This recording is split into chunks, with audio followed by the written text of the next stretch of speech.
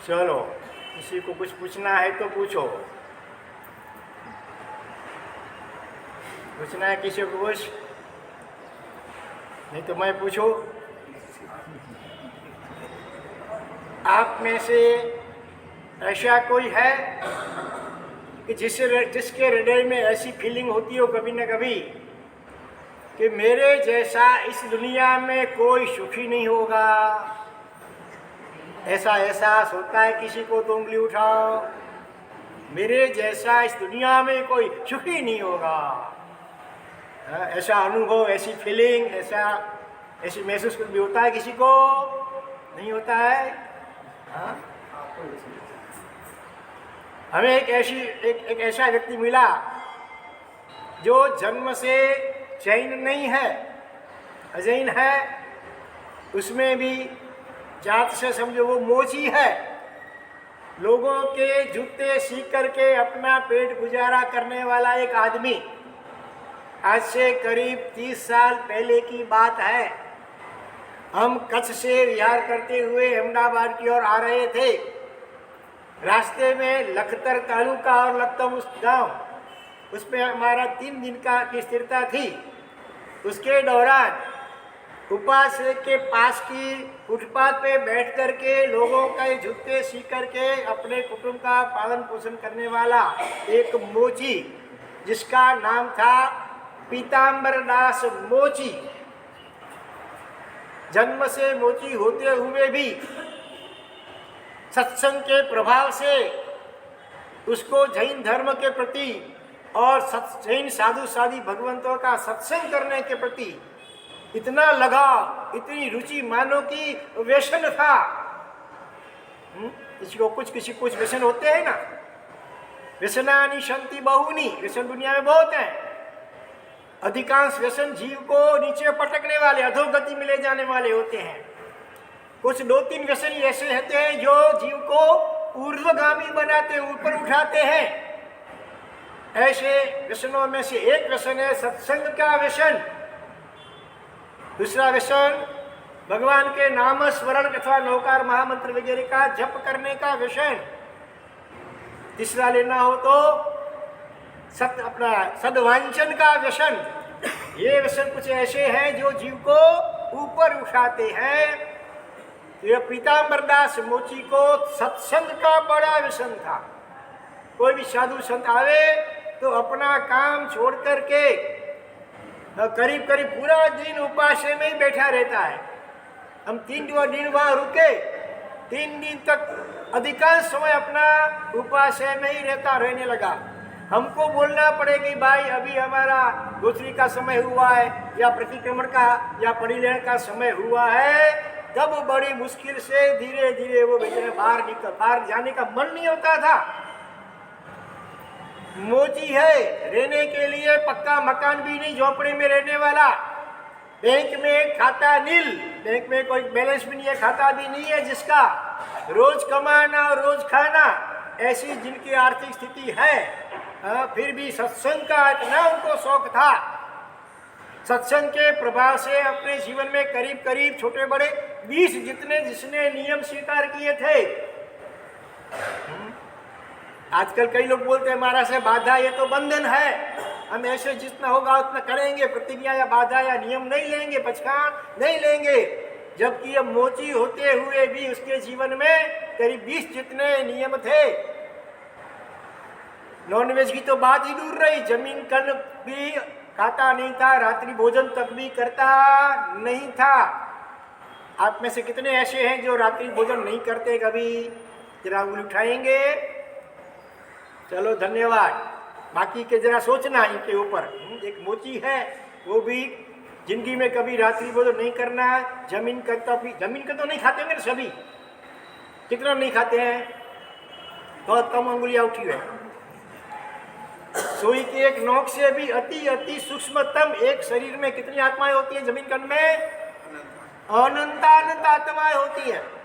अपने स्वाद के खातर अगर ये जमीन कण का भक्षण करेंगे तो आसक्ति वहाँ उत्पत्ति होती है। दूसरे जन्म में बनना है प्याज, लहसुन, पोटैटो। अगर नहीं, जिसको बादल निगोड कहते हैं, एक बार जी निगोड़ में जाता है, वापिस उसको उससे बाहर निकलना बहुत देर समय लग जाता है। कभी कभी तो अनंत काल भी बीत सकता है निगोड़ में ही निगोड़ में। भले उसके स्वरूप बदलता रहे, कभी पोटैटो बना, कभी लहसुन बना, कभी प्याज बना, कभी गाजर, कभी मूली, कभी बीट, कभी अदरक, लेकिन आखिर तो ये निगोड़ या निगोड़ अथवा अनंत काल में ही उसका बार बार जन्म मरण होता रहता है। इसीलिए गंभीरता से सोचना इसके ऊपर। ये मोची होते हुए भी जिंदगी में ऐसी छोटी बड़ी कितनी सारी प्रतिज्ञा उसके जीवन में थी। प्रतिदिन प्रभु का जिन मंदिर में बाहर खड़े रहकर भी दर्शन करता था, इतना वो व्यवहार से भी विवेक रखता था, मर्यादा रखता था, किसी को मन में दुर्भाव न हो, इसके लिए मंदिर के बाहर के साइड में खड़ा रह करके भगवान का दर्शन वंदन भाव से करता था। और सत्संग का इतना शौकीन कि उसका काम भी साइड में रख करके पूरा दिन करीब करीब उपास्य में रहता था। एक दिन बात के ऊपर बात चली, जब देखो खुशखुशा, कितने के नाम होते हैं खुशहाल चंद भाई, लेकिन चेहरे पे खुशहाली तो शायद कभी दिखने मिलती है। नाम होता है शांतिलाल। शांति नगर में आप लोग रहते हैं ना, तो आप तो बड़े शांति में, आपको शांति है ना। महाराज साहब गांधी मुठी लाख की, कभी ऐसा होता है, थप्पड़ लगा करके मुंह लाल रखते होंगे शायद। लेकिन इसके जीवन में सचमुच देखा हमने, जब देखो तो आनंद में हंसता खिलता ही रहता है, मुस्कुराता ही रहता है, आनंद ही आनंद। तो एक दिन बात में से बात निकलते उसके मुंह में से उद्गार निकल गया कि महाराज साहब मेरा जैसा इस दुनिया में कोई सुखी नहीं होगा। क्या कहा? मेरे जैसा इस दुनिया में कोई सुखी नहीं होगा। होठ से नहीं बोलता था, कंठ से भी नहीं बोलता था, कहाँ से बोलता था? हार्डली हृदय में से, ऐसा नाभि से बोलता था। जो बोलता था उसके चेहरे पे दिखते थे हम। जब देखो आनंद में ही रहता है, कोई चिंता नहीं, फिक्र नहीं, टेंशन नहीं। आजकल तो अरबपति होते हैं, फिर भी कितने टेंशन में जीवन जीते हैं, डिप्रेशन में चले जाते हैं। अरे रोज कमाओ रोज खाओ, फिर भी देखो तो जब देखो आनंद ही आनंद। हमारे साथ में है एक आनंद रत्न, हमारे देखो बैठे, देखो देखो चेहरे देखो इनका। हाँ, इनका नाम भी आनंद रत्न सागर यथार्थ नाम ही है, आनंद में ही रहते हैं।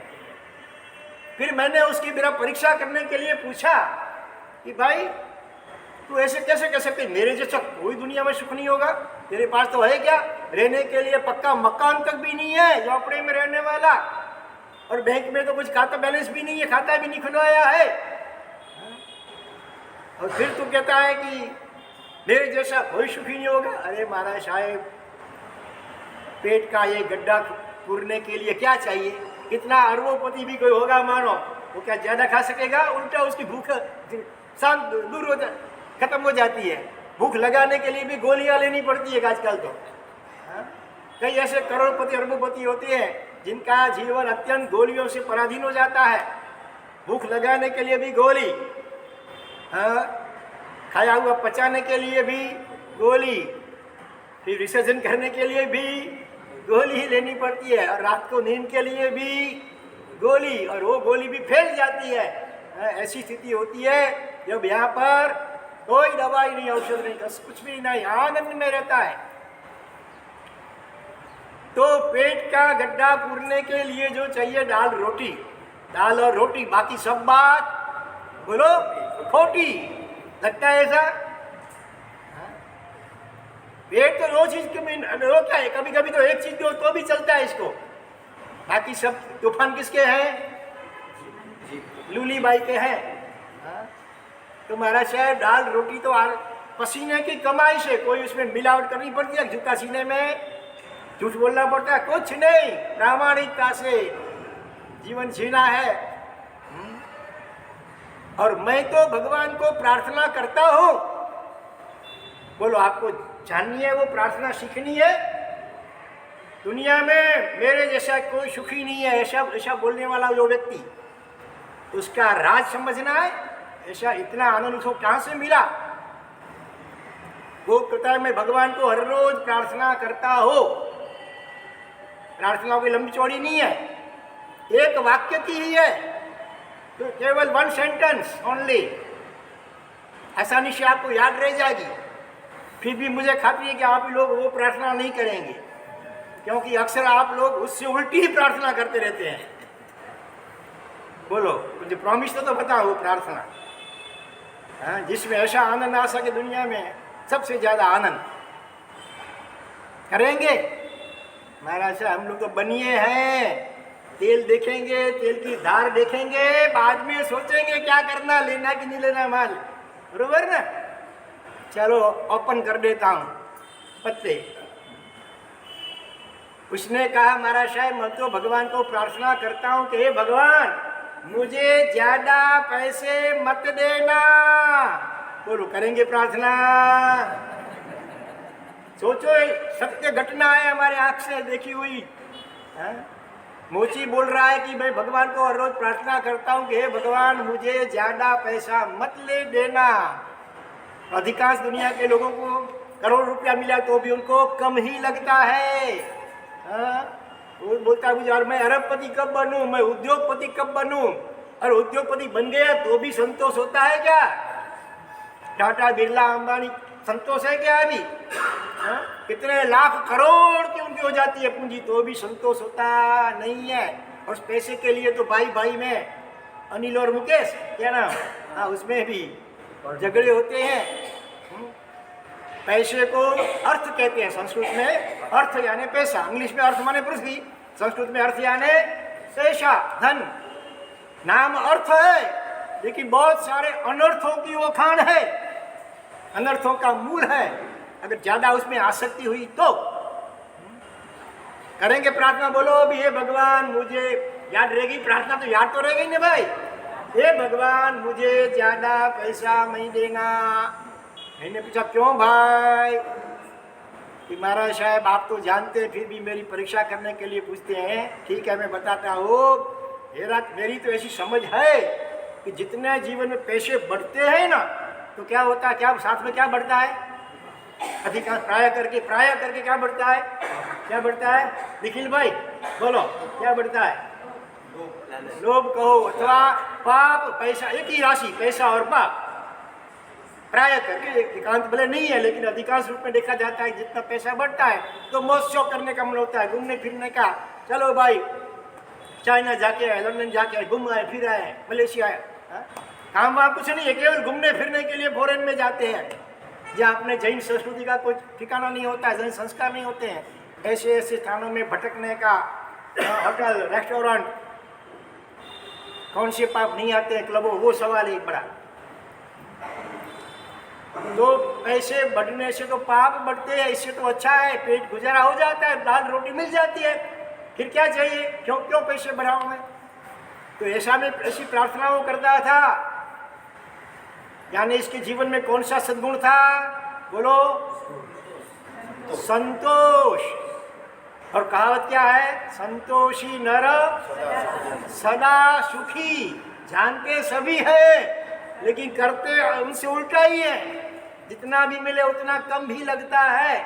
और यह न कहनो प्रकारेण, कितना भी झूठ करना, बोलना पड़े, मिलावट करनी पड़े, प्रपंच करने पड़े, सब करके भी अधिक से अधिक पैसे जीव जमा करने का प्रयत्न करता है। इसीलिए उसके जीवन में सच्ची शांति नहीं है। रहता भले शांति नगर में हो या शीतल नगर में भी रहता हो, तो भी जीवन में दिमाग शीतल रहता नहीं है, दिमाग गर्म रहता है। क्योंकि पैसा जो है अनीति का प्राय करके होता है। तो अनीति का धन कितना भी हो, उससे शांति नहीं मिलेगी। साधन मिलेंगे, कार मिलेगी, बंगला मिलेगा, सब कर सकेंगे आप, फिर भी जीवन में शांति नहीं होगी। चाहे भले आप एयर कंडीशन बंगले में रहते हो, एयर कंडीशन गाड़ी में रहते हो, एयर कंडीशन ऑफिस में काम करते हो, फिर भी जीवन में शीतलता और शांति नहीं आएगी। अगर जीवन में संतोष नहीं है, प्रामाणिकता नहीं है, न्याय और नीति नहीं है, तो फिर उस मोची पीताम्बर दास, उसने कहा देखो महाराज, अगले जन्म में मैंने कोई ऐसे पाप किए होंगे, इसलिए मोची कुल में मेरा जन्म हुआ है। इसलिए चाहते हुए भी मैं आपको गोत्री पानी मोराने का सुपात्र दान का लाभ तो ऐसे मैं नहीं ले सकता हूँ। फिर भी मुझे कुछ लाभ तो लेना ही है। व्यवहार से मोची के घर का मैंने नहीं कल पता है मोची, फिर भी मुझे लाभ तो लेना है सुपात्र दान का। बोलो कैसे लाभ ले सकेगा? मोची है, अंग्रेजी में कहावत है, वेयर देयर इज विल, आगे बोलिए, देयर इज वे। विल माने इच्छा अपनी प्रबल है अगर, तो रास्ता या उपाय मिल जाता है। उसने उपाय ढूंढ लिया कि महाराज साहब मेरे घर के गोचरी पानी आपको नहीं कल्पेंगे, लेकिन टपाल तो कल्पेगी कि नहीं, पोस्ट कार्ड, अंतरदेशी लिफाफा, उसके पन्ना वगैरह कल्पेगा। मेरे वो तो कल्पता तो है, लेकिन हमको अभी कुछ खप नहीं है भाई, हमारे पास है। महाराज साहब आपको खप हो न हो, लेकिन मुझे लाभ लेना ही है, इसलिए थोड़ा सा तो लाभ लेना ही पड़ेगा। हम ना बोलते रहे, फिर भी वो ले आया। क्या ले आएगा? पोस्ट कार्ड ले आया होगा चलाने वाला?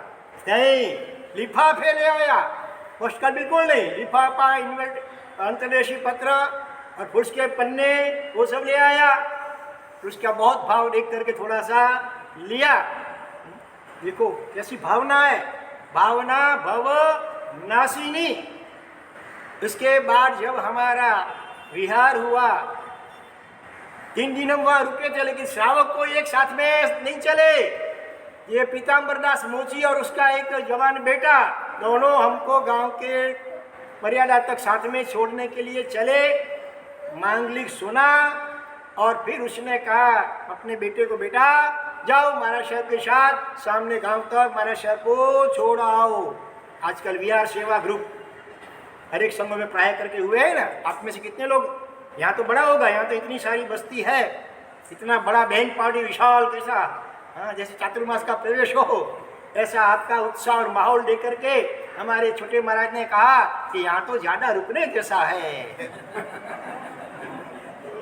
व्यापारी होता है, जहाँ ज्यादा मुनाफा होता है वहाँ करते हैं ना आप लोग। हाँ। अभी तो संजोग नहीं, आप बोलेंगे विनती करेंगे, इससे पहले ही मैं बता दूं, लेकिन भाव जरूर रखते हैं कभी न कभी कि जब अनुकूलता होगी समय की तो यहाँ कुछ ज़्यादा भी रुकने का भाव करते हैं। क्या कि हम लोगों को तो जहाँ जहाँ कोई प्रसंग होते हैं वहाँ निश्रा देने के लिए जाना ही पड़ता है। अमुक तारीख को कहीं ना कहीं पहुँचना है, तो बीच में फिर ज़्यादा रुक नहीं सकते हैं। इसीलिए भाव होते हुए भी हम अभी ज़्यादा नहीं रुक पाएंगे।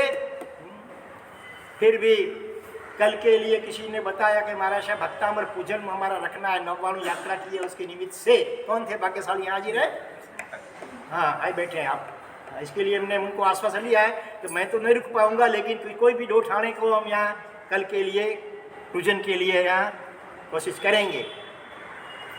तो उस बेटा कॉलेज पढ़ने वाला जवान बेटा था, उसने भी कोई आनाकारी नहीं की। आप आपके बेटे को कहेंगे चलो बेटा हमारा से भाई व्याख्यान में तो आएंगे क्या? आज तो रविवार का दिन है, छुट्टी का दिन है, तो आज तो हमको हुआ तो कि आज तो संख्या युवाओं की होगी, विद्यार्थियों की होगी, लेकिन विद्यार्थी खास दिखते नहीं है। क्यों? क्या बात है? आपने उनको कहा? कितने लोगों ने अपने संतानों को कहा कि चलो बेटा जरा हमारा साहब पधारे हैं व्याख्यान में? कितनों ने कहा? कितनों ने? भले वो माने नहीं माने बाद की बात है, कितनों ने प्रेरणा की अपने संतानों को, चलो एक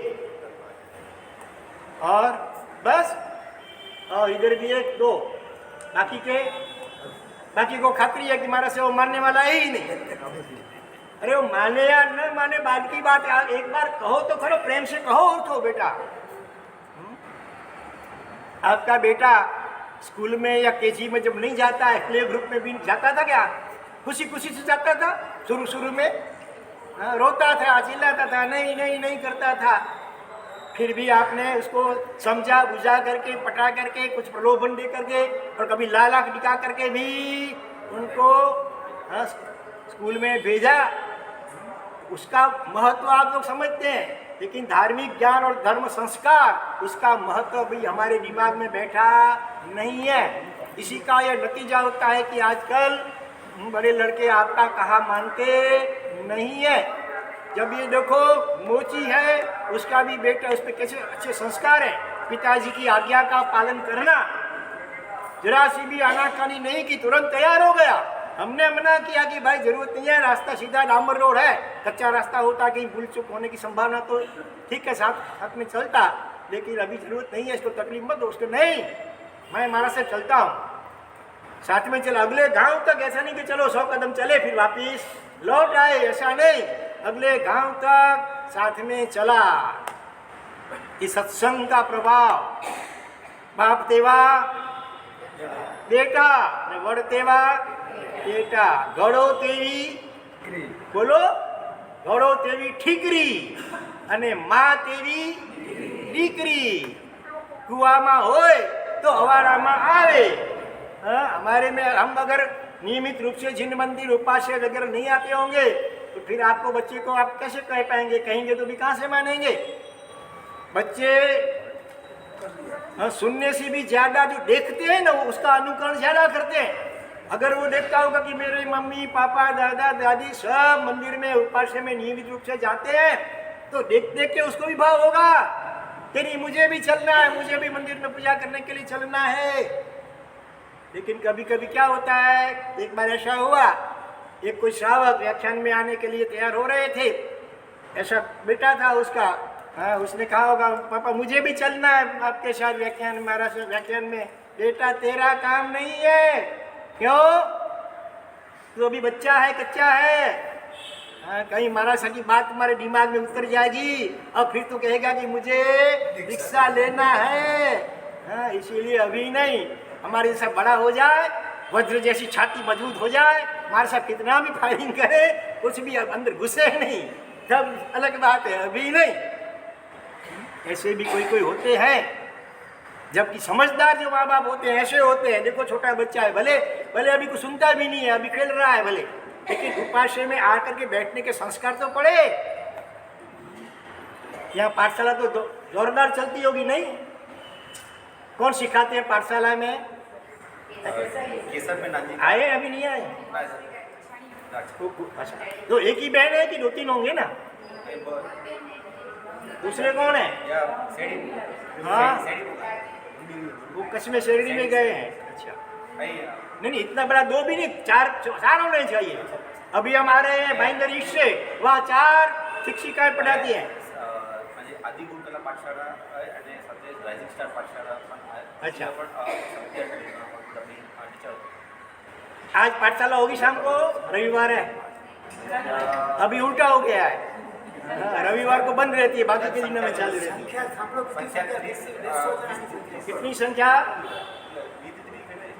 25-30.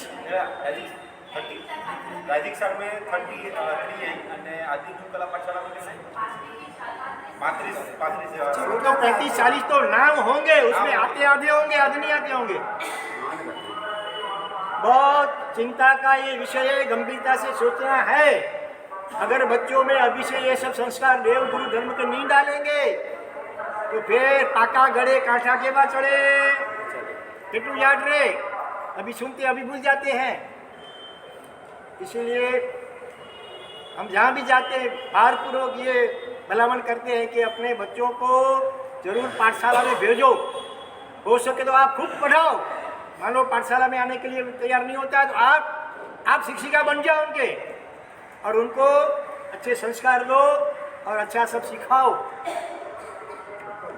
नहीं तो बड़ा होगा फिर उसको संकोच होगा ये उपास्य में आने का, क्योंकि गुरुबंधन विधि भी नहीं आती है. हमारी भी स्थिति एक दिन ऐसी थी, हम कॉलेज में पढ़ते थे.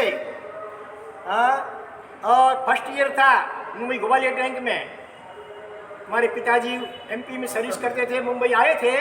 हम दोनों चौपाटी के फुटपाथ से गुजर रहे थे, जहाँ कल्याण पार्श्वनाथ का मंदिर आता है ना, वहाँ से हम पसार हुए. तो पिताजी ने कहा चलो दर्शन करें भगवान ने. चलो दर्शन तो किया. पास में बिल्कुल उधर उपास्य था, उसी कंपाउंड में उपास्य था. वहाँ पहले माने पर महाराज साहब विद्यमान थे, उस जमाने के प्रखर प्रवचनकार जो थे, जिनका नाम क्या था, चित्रभानु. तो पिताजी ने कहा ऐसा विद्वान महाराज साहब ऊपर है, चलो अपन उनका भी दर्शन वंदन करें. मैंने कहा मैं नहीं आता हूँ, आप भले जाइए, मैं नीचे खड़ा हूँ. क्यों? मुझे आता नहीं है गुरु वंदन करना, कैसे करना. फिर वो महाराज साहब डांटेंगे कि इतना बड़ा हो गया, कॉलेज पढ़ता है और इतना गुरु वंदन में नहीं आता है. पिताजी जी का कुछ नहीं कहेंगे, मैं साथ में हूँ, चलो तुम चलो तो सही.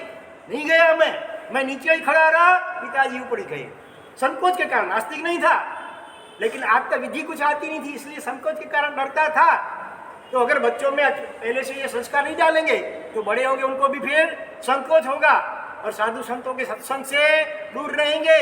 तो सत्संग के बिना संस्कार कहाँ से आएंगे? आजकल पूज्य बात पंडित प्रवर श्री चंद्रशेखर जी महाराज साहब उन्होंने एक दिन प्रवचन में कहा कि मानो कोई नवयुग आकर के मुझे ऐसा बोले कि महाराज साहब आपको जो ठीक लगे ऐसी कोई एक प्रतिज्ञा या नियम मुझे दो, लेकिन वो मेरे जीवन में पहला और छेला नियम होगा, उसके बाद दूसरा नियम मैं कोई लूँगा नहीं। तो फिर मैं उसको कौन सा नियम दूँ? सभा को पूछा पहले। किसी ने कहा उसको बोलो हर रोज मंदिर दर्शन करना भगवान का, या भगवान की पूजा करनी, अथवा जमीन का नहीं खाना, अथवा रात्रि भोजन नहीं करना। महाराज साहब ने कहा इसमें से मैं कोई प्रतिज्ञा उसको नहीं दूंगा। बोलो तो कौन सी प्रतिज्ञा? ऐसी कोई प्रतिज्ञा सोचो जिसमें all in one, 2 in 1, 3 in 1 का जमाना है सब, बाय 1 गेट 1 फ्री। इसी प्रकार से बोलो बोलो बोलो कपिल भाई बोलो। हाँ, ऐसी कोई बात बताओ जिसमें धीरे धीरे अपने आप सब आ जाए, धीरे धीरे जो छोड़ने योग्य है धीरे धीरे छूट जाए, और जो करने योग्य है धीरे धीरे सब कर आ जाए। सत्संग, सत्संग कहो, जिनवाणी श्रवण कहो। 1 घंटा हर रोज सत्संग करना, जिनवाणी श्रवण करना। महाराज साहब नहीं हो तो अच्छी किताब, धार्मिक किताब का पठन करना। करेंगे आप? ऐसा ही संकल्प करेंगे कम से कम 15 मिनट भी हर रोज, मिनिमम 15 मिनट भी जिनवाणी श्रवण। जहाँ तक साधु साधु भगवान विद्यमान हो तो प्रत्यक्ष जिनवाणी श्रवण करें उनसे। अगर वो नहीं हो तो आजकल तो मीडिया का जमाना है, आप कभी भी जिनवाणी श्रवण घर पे भी कर सकते हैं।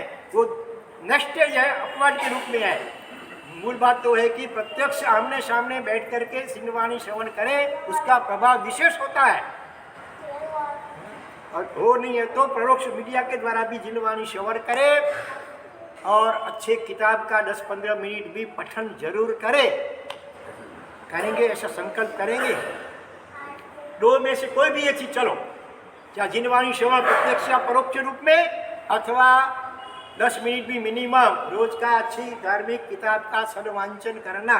चाहे किताब प्रवचन की हो, चाहे कोई जैन तत्व ज्ञान की हो, जैनोलॉजी को हो, चाहे प्रतिक्रमण आदि सूत्रों के अर्थ की किताब हो, चाहे कोई महापुरुषों के जीवन चरित्र हो। ऐसी कोई भी अच्छी धार्मिक किताब जिससे अच्छी प्रेरणा और संस्कार मिले, उसका मिनिमम 10 मिनट या 10 पन्ना या 5 पन्ना अथवा 10 मिनट भी सदवांचन करना। और किताब भी घर में आजकल लोग रखते नहीं हैं। वडीलों ने बसाई हो किताब, उसको भी चुपचाप जाकर के या मंदिर में रख देते हैं, ऊपर से रख जाते हैं, या कोई तो पस्ती में भी दे देते हैं। कितनी आसारता करते हैं। तो उसके लिए ऑनलाइन भी आपको किताबें पढ़ने का आजकल ऑप्शन है कि नहीं है? ऑनलाइन भी पढ़ सकते हैं, लेकिन रुचि जगाओ, पहले भूख जगाओ। सत्संग अथवा सदवांचन 10 मिनट भी हर रोज नियमित रूप से करना। करेंगे, संकल्प करेंगे। चलो कितने करते हैं जरा खड़े होकर के दिखाओ हमको। कितने? 6 महीने के लिए भी करो, बरोबर है? खड़े होकर के। अब बुफे का जमाना है, खाना है, अब खड़े खड़े खाते हैं। वो तो नहीं करना चाहिए, लेकिन ये विनय है कि खड़े होकर के महाराज साहब से प्रसादी लेनी चाहिए। कि प्रतिदिन 10 मिनट एवरेज बोलो, करना ज़्यादा भाव तो 1 घंटे का आधा एक सामायिक तक का रखना, 2 घड़ी का रखना, लेकिन अभी नियम के रूप में ये कम से कम 10 मिनट भी या तो जिनवाणी श्रवण प्रत्यक्ष या परोक्ष रूप से, अथवा सदवांचन दोनों करना हो तो 2 और अच्छा, ये तो कम से कम इतना जरूर करना। चलो सोच लो, और भी अभी जो बैठे हैं कुछ तकलीफ हो तो बोलो, कुछ प्रश्न पूछना है हमारा सर, ऐसा है तो क्या करें, ऐसा है तो कैसा क्या करेंगे? प्रेम से करना है, कोई जबरदस्ती नहीं है। आपको लगे ये करने जैसा है और हम कर सकेंगे ऐसा लगता है तो प्रेम से खड़े हो जाओ। इसमें भी चलो महीने में 5 दिन अपवाद छूट रखो कोई विशेष संजोगों में। अरे आप तो बीमार हो तो पथारी में बैठे बैठे भी सुन सकते हैं। आजकल तो सब इतनी सुविधा हो चुकी है। मुसाफरी में, यात्रा में कहें तो भी आप सुन सकते हैं। इतनी आजकल तो सुविधा हो गई है। चलो एक नौकार गिन लो प्रेम से, भाव से। 6 महीने के लिए आज की तारीख नोट डाउन कर लेना, 6 महीना का पूरा होता है देख लेना। हो सके तो एक भी दिन उस पर खाड़ा न पड़े, गैप न पड़े, पूरी उसकी रखना। पेपर वाचे में नहीं तो हाँ, अखबार पढ़ने में तो कितना समय घंटा जाता। अखबार और पत्रिका और अखबार में तो यहाँ खून हुआ या चोरी हुई या ऐसा हुआ, ऐसे नेगेटिव समाचार ही अधिकांश होते हैं, उसमें क्यों टाइम गवाते हैं। चलो, नवो वर्षंताणम देव गुरु धर्म की साक्षी छचंडी चारागा धारणा अभिग्रह पचे खाई, बोलिए पचे खाई राम ग्रम सहस्राकरण महात्मा सब समय वो से रही। चलो, बहुत बहुत धन्यवाद। बाकी के भले नियम के रूप में नहीं ग्रहण कर सके जो भी, कि कोशिश तो जरूर करना, सभी लोग करेंगे ना सब, हाँ कोशिश जरूर करना। तो देखिए पीताम्बर दास मोची की और भी विशेषताएं देखिए। वो जब भी काम करता था जूते सिलने का, अपने पास में स्लेट और पेन रखता था, और बीच में थोड़ा सा भी टाइम मिला मानो तो क्या करता है, नवरो बैठो न खोलवाड़ी, अंग्रेजी में શું કહેવાય, एम्प्टी माइंड। आगे बोली, is the workshop of devil, devils workshop. हाँ, तो मन को जरा भी निकम्मा खाली नहीं रखना चाहिए। तो उसके लिए क्या करता है, भाई तो फुटपाथ पे बैठा है, कितने लोग लेडीज जेंट्स आते जाते हैं, किसने कैसे जूते पहने हैं, किसने कैसे कपड़े पहने हैं, उसी में आंखें दौड़ती है और मन भी जाता है। उससे बचने के लिए स्लेट पेन लेकर के पढ़ा नहीं था, मुश्किल से 2 किताब मुश्किल से पढ़ा होगा, फिर भी स्लेट पेन लेकर के उसमें लिखने लग जाता है। क्या लिखता है, सारू काम करવું बाय, खराब काम करવું नहीं, प्रभुનું नाम लेવું बाय, सारी नियत राखी बाय, सारा काम करवा बाय। आवा ऐसे ऐसे छोटे छोटे सेंटेंस, अच्छे अच्छे सुवाक्य वो लिखता जाता था। आगे पीछे स्लेट भर गई, साफ करके फिर लिखता। एक क्षण भी वो निकम में अपने मन को खाली नहीं रखता था।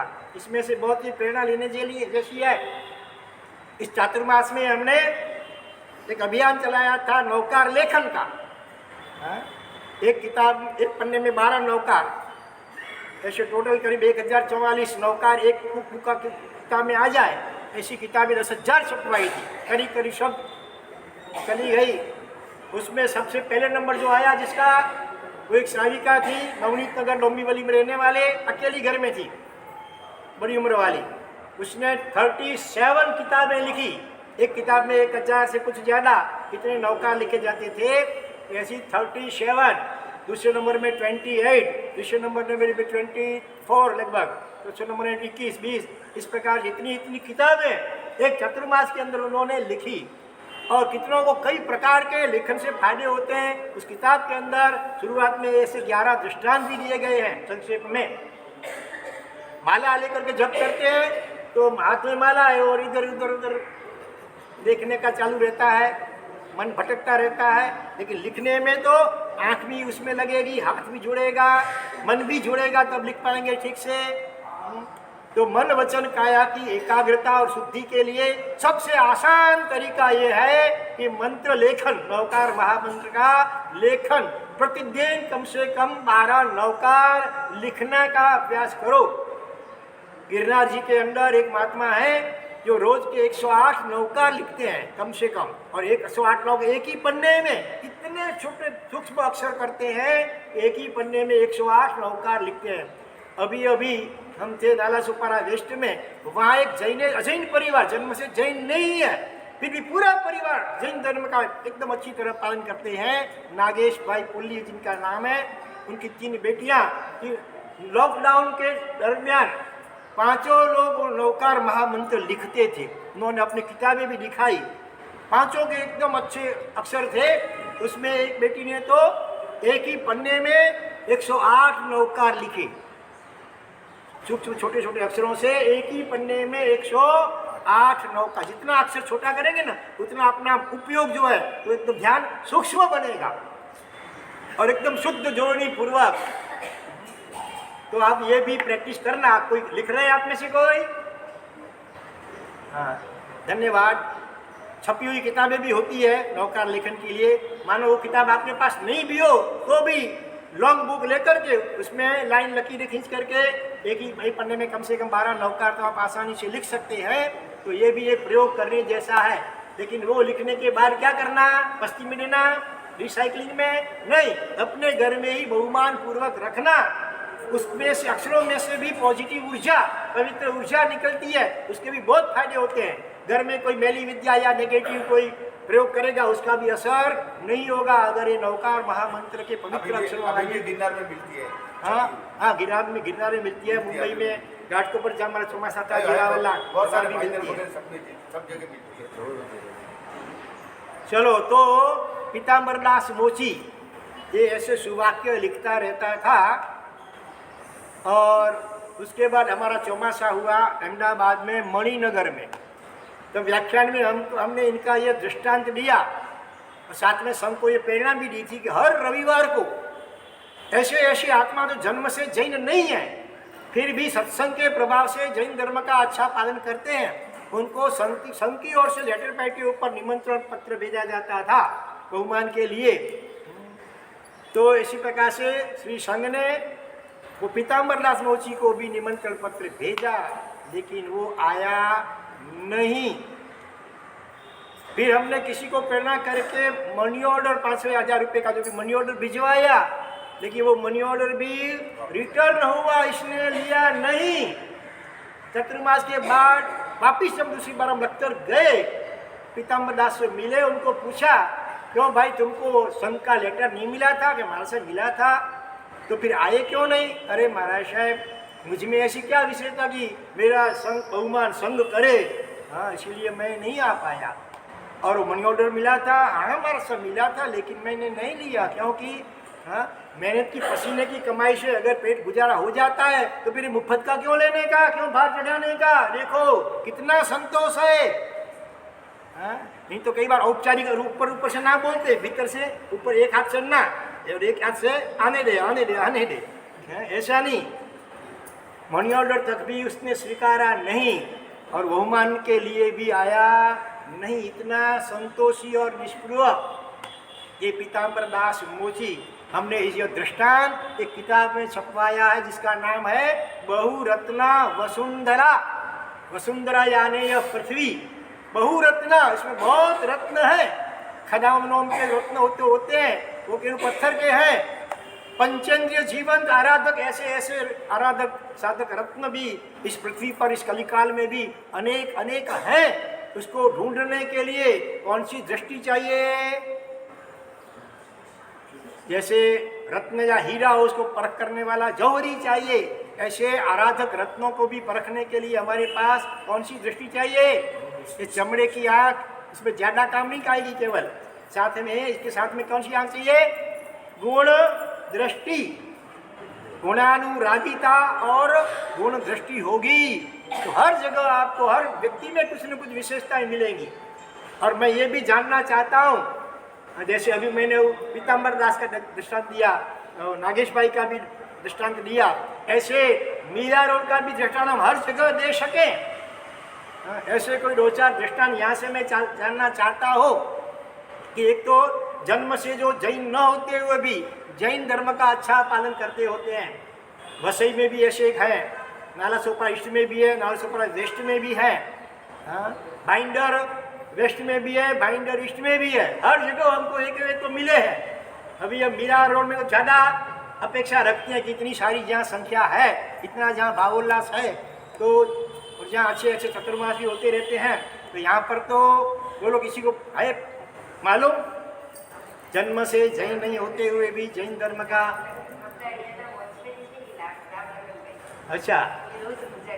अच्छा यहाँ का वॉचमैन भी रोज पूजा करता है भगवान की, बरोबर, जिन मंदिर में पूजा करता है, तो फिर आप तो सभी करते होंगे ना? बहुत के ललाट पे दिखता है, ये तिलक तो दिखता है, ऐसी बात है। अभिषेक भी करता है, अंगलुष्णा भी करता है, देखो देखो सुनो बरोबर। और मैंने अभी जो नागेश भाई का नाम लिया नाला सोपारा वेस्ट में, वो हर रोज सुबह 5 बजे आगासी पहुंच जाता है। नाला सोपारा से आगासी 5 बजे सुबह पहुंच जाता है। भगवान का वर्तमान चक्र के द्वारा अभिषेक में होता है, ऋषि मंडल का पाठ वगैरह भी करते हैं वो, तो उसमें वो भी शामिल हो जाता है। और हमको कहा महाराज से हमको भी सीखना है वर्तमान सप्रस्थ और ऋषि मंडल, हमको जरा पाठ इसका दो। देखो जन्म से जैन नहीं है, हाँ, तो जरा वो वॉचमैन को बोलना हमसे जरा मिल जाए, ठीक है? चाहिए माजी नगरसेवक છે ચંદ્રકાંતભાઈ મોદી, એ પણ ડેલી દર્શન વિના ચૂક્યા ત્યારે પણ એવું દિવસ નહીં ગયો કે દેરાસરમાં દર્શન ન કરાયા. वाह. ડેલી જીન મંદિર દર્શન चंद्रकांत भाई मोदी. मोदी. मूल वतन कौन सा? वडनगर, गुजरात. विसनगर, वडनगर. नरेंद्र मोदी का भी मेरे ख्याल से वडनगर.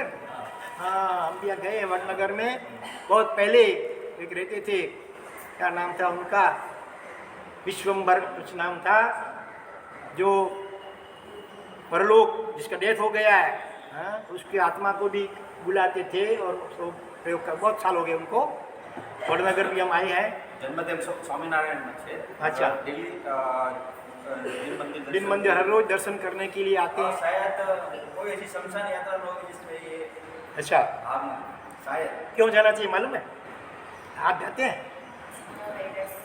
हाँ, किसी संत ने कहा है कि हर रोज शमशान में जाना चाहिए, आधा घंटा बैठना चाहिए अकेला, वैराग्य भावना जगाने के लिए कि एक दिन इधर आना है तुम्हारी लास्ट गया.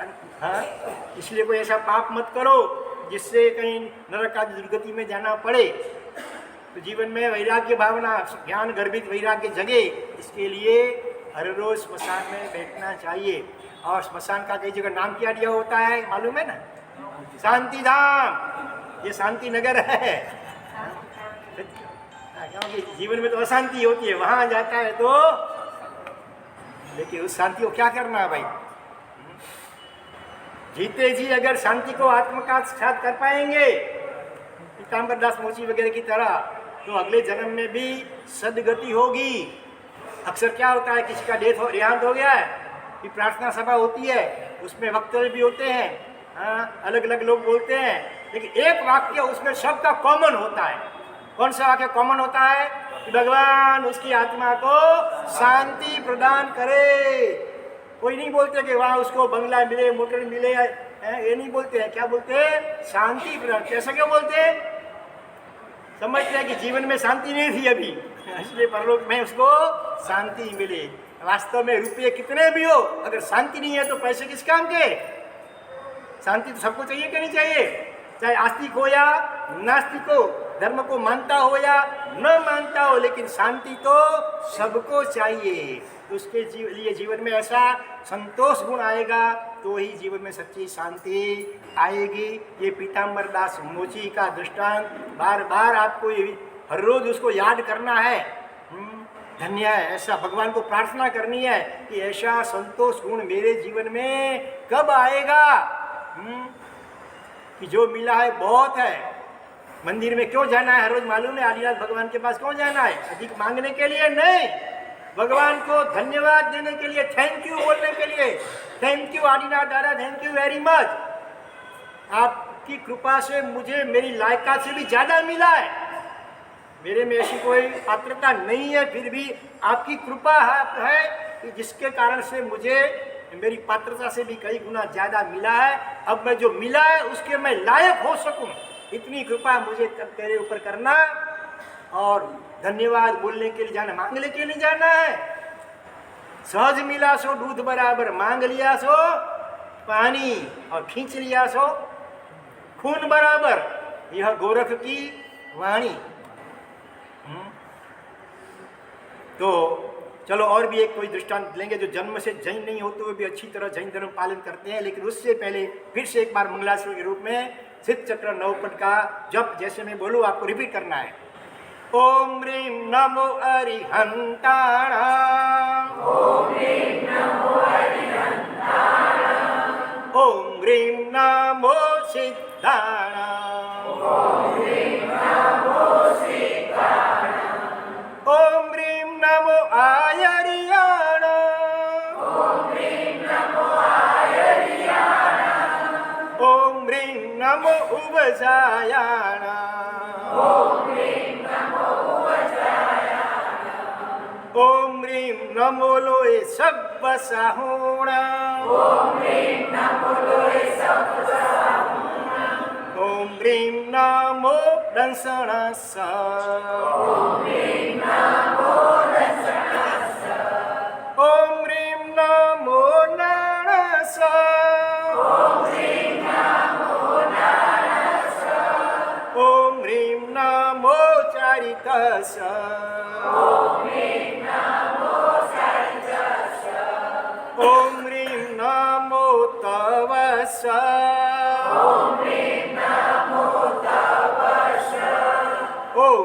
શ્રી સિદ્ધચક્રાય નમઃ. ઓમ રીમ શ્રી સિદ્ધચક્રાય નમઃ. ઓમ રીમ શ્રી સિદ્ધચક્રાય નમઃ. ઓમ રીમ શ્રી સિદ્ધચક્રાય નમઃ. ઓમ રીમ શ્રી સિદ્ધચક્રાય નમઃ. ઓમ રીમ શ્રી સિદ્ધચક્રાય નમઃ. ઓમ રીમ શ્રી સિદ્ધચક્રાય નમઃ. ઓમ રીમ શ્રી સિદ્ધચક્રાય